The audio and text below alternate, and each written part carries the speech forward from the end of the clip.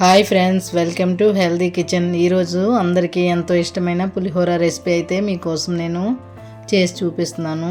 ఇందుకు ముందుగా 2 గ్లాసులు బియ్యం అయితే తీసుకున్నాను నేను ఇక్కడ. ఇది పావు గ్లాస్ అండి. ఇవి కరెక్ట్గా పావు కిలో బియ్యం. నేను 2 గ్లాసులు తీసుకున్నాను. 1/2 కిలో రైస్ అయితే తీసుకున్నాను. వీటిని చక్కగా 2 సార్లు కడుక్కోవాలి. 2 సార్లు చక్కగా కడుక్కున్న తర్వాత మనం కుక్కర్ ఒకటి పెట్టుకుందాం. కుక్కర్లో గ్లాస్కి 2 గ్లాసులు చొప్పున వాటర్ అయితే వేసుకోవాలి. మనం నార్మల్గా రైస్ వండుకుంటాం కదా, అదే విధంగా నేనైతే ఇక్కడ వేసుకుంటున్నాను. 4 గ్లాస్ వాటర్ అయితే ఇందులో వేసేద్దాం. ఇప్పుడు ముందుగా కడిగి పెట్టుకున్న బియ్యం కూడా ఇందులో వేసేసుకోవాలి. ఈ పులిహోర అయితే మనం కుక్కర్లో రైస్తో కూడా చేసుకోవచ్చు. మార్నింగ్ టైం లేనప్పుడు ఈజీగా మనకైతే ఇది రెడీ అయిపోతుంది. ఇందులో ఒక 1/2 టేబుల్ స్పూన్ పసుపు అయితే వేసేసుకోవాలి. ఒకసారి మొత్తాన్ని కలిపేసి మనమైతే మూత పెట్టేసుకోవాలి. ఇది నేనైతే 2 విజిల్స్ వరకే ఉంచుతున్నానండి. 2 విజిల్స్ వస్తే సరిపోతుంది. ఇప్పుడు మనం చింతపండు అయితే నానబెట్టుకోవాలి. నేను ఇక్కడ 40 గ్రామ్స్ ఉంటుంది చింతపండుని అయితే తీసుకున్నాను. ఇది పాత చింతపండు అయితే పులిహోర బ్లాక్గా అయిపోతుంది. ఇప్పుడు ఈ కొత్త చింతపండు ఉంటుంది కదా, అది ఇక్కడ నేను తీసుకున్నాను. ఇందులో వాటర్ పోసి నానబెట్టుకుందాం. ఇది చక్కగా పిండి నానబెట్టుకోవాలి. ఇప్పుడైతే దీన్ని చక్కగా వేరొక దానిలో వడకట్టుకోవాలి. పిప్పులు ఏమి లేకుండా చక్కగా మనం ఇందులో వడకట్టేయాలి. ఈ చింతపండు మగ్గుని కూడా మనం ఇంకో సైడ్ ఖాళీ ఉందిగా స్టవ్ పైన పెట్టేసుకుందాం. ఈ 2 మనకైతే రెడీ అయిపోతాయి కదా. ఈ పులుపు మరిగి మనకి చిక్కగా అవ్వాలి. ఇది సింపుల్గా కుక్కర్లో కూడా చేసుకోవచ్చు. మనకి మార్నింగ్ టైం లేనప్పుడు ఈజీగా అయిపోతుందండి. ఇలా చేసుకోవడం వల్ల మనం తొందరగా బాక్స్ అయితే రెడీ చేసేయచ్చు. ఇది కూడా వేరొక సైడ్ ఖాళీ ఉంది కదా, నేనైతే ఈ పులుపు కూడా మరగపెట్టుకుంటున్నాను. ఇది చిక్కపడేంత వరకు మనం స్టవ్ పైన కలుపుతూ ఉంచుకోవాలండి. అడుగంటకుండా ఈ చింతపండు మగ్గుని బాగా మనం కలుపుతూ చిక్కపడేంత వరకు చూసుకోవాలి. చూసారా, బాయిల్ అవ్వడం స్టార్ట్ అయింది. ఈ రైస్ కూడా 2 విజిల్స్ వస్తే చాలండి, ఎక్కువ అవసరం లేదు. అన్నం మరీ మెత్తగా చేసేయొద్దు, కొంచెం రైస్ అనేది మనకి గట్టిగానే ఉండాలండి పులిహోరకి. ఇప్పుడైతే చింతపండు కూడా మనకి రెడీ అవుతుంది. చూసారా, దగ్గర పడుతుంది. ఈ 2 ఒకేసారి అయిపోతాయండి. తర్వాత మనం పోపు వేసుకుంటే మనకి పులిహోర అనేది తొందరగా ఈజీగా అయిపోతుంది. లంచ్ బాక్స్లోకైనా సూపర్గా ఉంటుంది. ఇదైతే రైస్లో చాలామంది కొంచెం ఆయిల్ కూడా వేసుకుంటారండి, అది రైస్ని బట్టి ఉంటుంది. ఇక్కడైతే నేను ఆయిల్ ఏం వేసుకోలేదు. మీరు కావాలంటే 1 స్పూన్ ఆయిల్ అయితే వేసుకోవచ్చు పసుపుతో పాటు. మనం ఇప్పుడు చింతపండులో కూడా కొద్దిగా 1/2 టేబుల్ స్పూన్ పసుపు అనేది వేసుకోవాలి. ఇది ఒకసారి కలుపుకుందాం.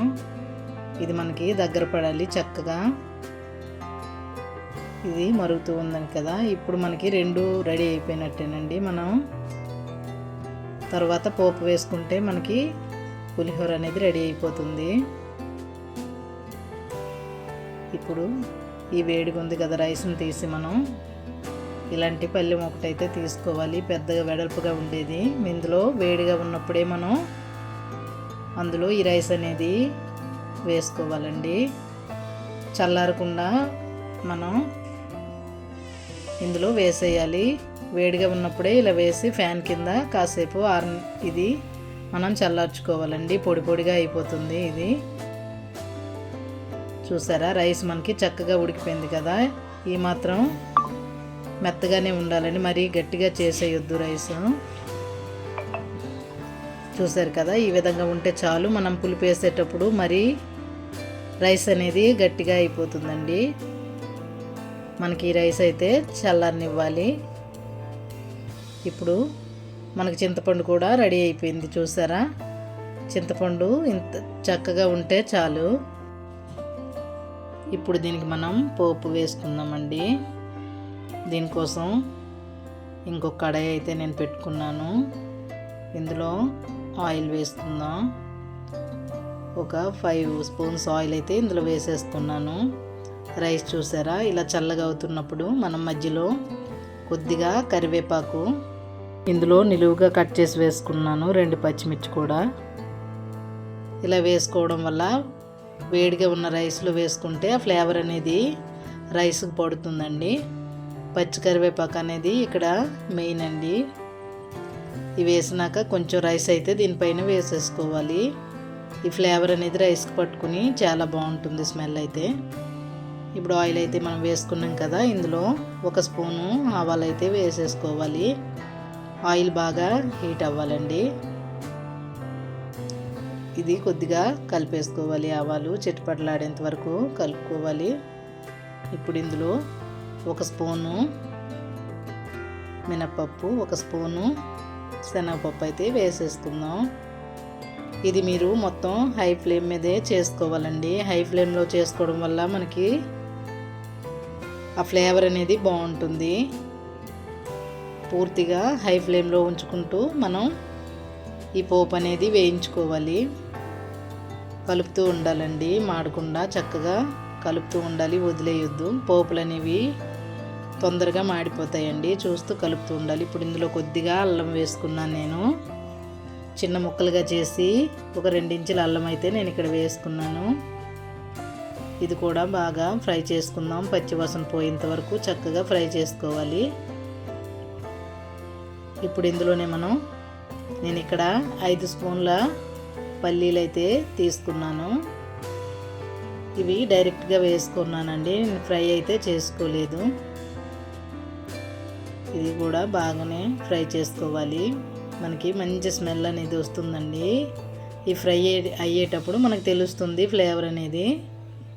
ఇవి పూర్తిగా హై ఫ్లేమ్ మీదే చేసుకోవాలండి. కలుపుతూ హై ఫ్లేమ్ మీదే చేసుకుంటే ఆ స్మెల్ అనేది బాగుంటుంది.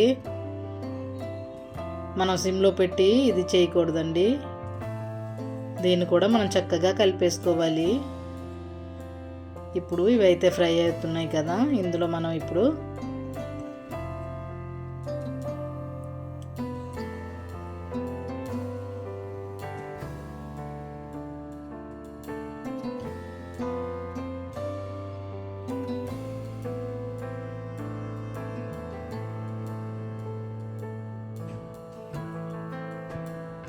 ఇవి మంచి కలర్ అనేవి రావాలండి. ఇందులో ఇప్పుడు మనం ఎండుమిర్చి ఒక 5 అయితే వేసేసుకుందాం. నేను ఇక్కడ 5 ఎండుమిర్చి తీసుకున్నానండి.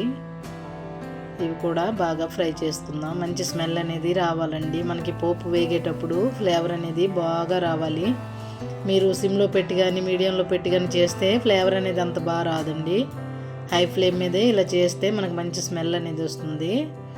నేను అలాగే ఇక్కడ ఒక 10 పచ్చిమిర్చి తీసుకున్నాను, గుప్పెడి కరివేపాకు తీసుకున్నానండి. వీటిని కూడా వేసి చక్కగా ఫ్రై చేసుకుందాం. నేను చెప్పిన విధంగా మీరు చేసుకుంటే చాలా టేస్టీ పులిహోర అయితే మనం తినొచ్చండి. ఈ విధంగా అయితే మీరు చేసుకోండి, చాలా బాగుంటుంది. నేను ఇది ఈజీగా చేస్తానండి. వారంలో 2 సార్లు అయినా లంచ్ బాక్స్లో నేను పిల్లలకి ఇదే చేసి పెడుతుంటాను. ఇందులో ఒక 1/2 టేబుల్ స్పూన్ ఇంగు వేసుకోండి. ఇది చక్కగా మనం పోపు అనేది బాగా వేయించాలండి, మంచి స్మెల్ వస్తుంది.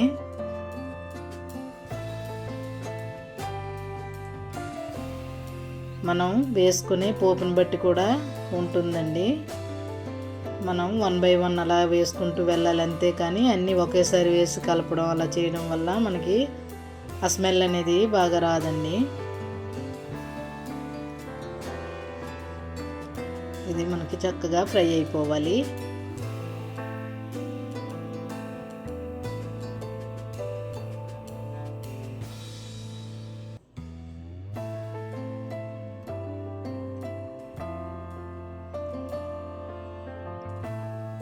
ఇప్పుడు ముందుగా మనం చల్లార్చి పెట్టుకున్న రైస్లోకి ఈ పోపునైతే వేసేసుకుందాం. వేడిగా ఉన్నప్పుడే వేసుకోవాలని గుర్తుపెట్టుకోండి.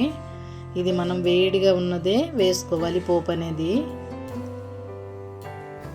ఇది చక్కగా ఇప్పుడు మనం చింతపండును కూడా చల్లార్చి పెట్టుకున్నాం కదా, ఇది కూడా వేసేసుకుందాం. ఇది కరెక్ట్ మెజర్మెంట్స్ అండి. నేను రోజు చేస్తాను కాబట్టి నాకు అలవాటు ఉంది.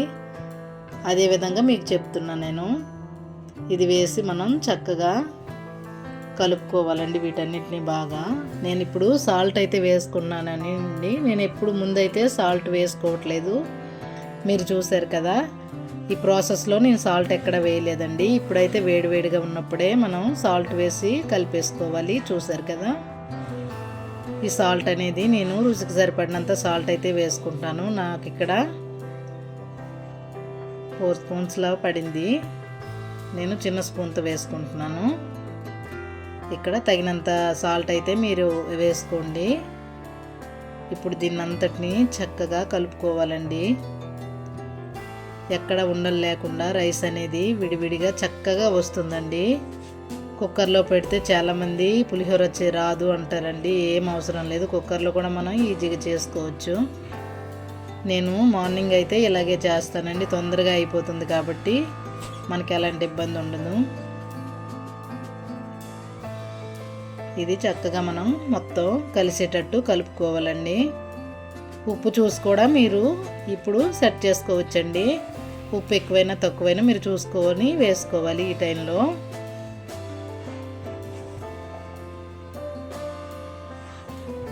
ఇప్పుడైతే ఇది చక్కగా కలిపేసుకున్నాం కదా. ఇప్పుడు మనకి పులిహోర అయితే రెడీ అయిపోయిందండి. ఇంకా చల్లారిన తర్వాత అయితే ఇంకా గట్టిగా అయిపోతుంది రైస్ అనేది. చూసారు కదా, మనకి పులిహోర అయితే రెడీ అండి. ఇంత సింపుల్గా ఈజీగా చేసుకోవచ్చండి పులిహోర. చాలా బాగుంటుంది, గుళ్ళో పెట్టే ప్రసాదంలా దీని టేస్ట్ అయితే ఉంటుందండి. ఇంతే అండి, మనకైతే పులిహోర రెడీ. నేను చేసిన విధంగా మీరైతే ఈ పులిహోర ట్రై చేయండి. మీకు ఎలా వచ్చిందో నాకు కామెంట్ చేయండి ఫ్రెండ్స్. అలాగే ఈ వీడియో కనుక మీకు నచ్చినట్టయితే లైక్ చేయండి, షేర్ చేయండి, సబ్స్క్రైబ్ చేయండి friends. Thank you for watching.